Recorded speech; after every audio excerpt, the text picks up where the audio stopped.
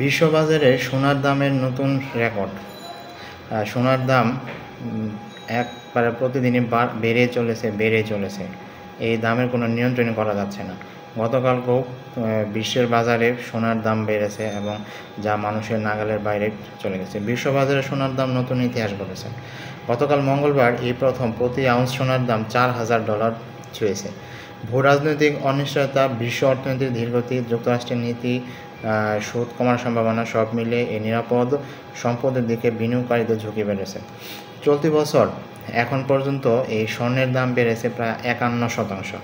বিশ্লেষকরা মনে করছেন কেন্দ্রীয় ব্যাংকগুলোর সোনা কেনা বেড়ে যাওয়া, স্বনির্ভর এক্সচেঞ্জ ট্রেডেড ফান্ডে বিনিয়োগ বৃদ্ধি, মার্কিন ডলারের দুর্বলতা, খুচরা বিনিয়োগকারীদের আগ্রহ, এসব কারণে স্বর্ণের দামের বেড়েছে। বাণিজ্য যুদ্ধ এবং ভূ রাজনৈতিক টানাপোড়েনে বেড়ে যাওয়ায় বিনিয়োগকারীদের নিরাপদ আশ্রয় হিসেবে স্বর্ণ কিনে নিচ্ছে। তারা বিভিন্ন জায়গায় বিনিয়োগ করা থেকে স্বর্ণ কিনে নিচ্ছে এবং এই কারণেই স্বর্ণের দামগুলো সব জায়গায় বেড়ে যাচ্ছে।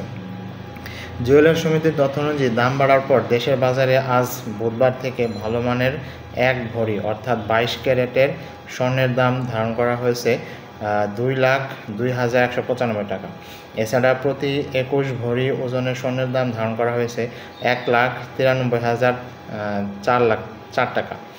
18 ক্যারেটের দাম $1,65,431 টাকা এবং সনাতন পদ্ধতির সোনার দাম $1,37,472 টাকা বিক্রি করা হবে। অর্থনীতিবিদদের মতে কম সুদের হার ও অনিশ্চিত অর্থনৈতিক পরিবেশে স্বর্ণের দাম সাধারণত বেড়ে যায়। দীর্ঘদিন ধরে মূল্যস্ফীতির বিরুদ্ধে সোনা নির্ভরযোগ্য রক্ষাকবচ হিসেবে বিবেচিত, কেননা মূল্যস্ফীতি বাড়লেও সোনার দাম কখনো কমে না।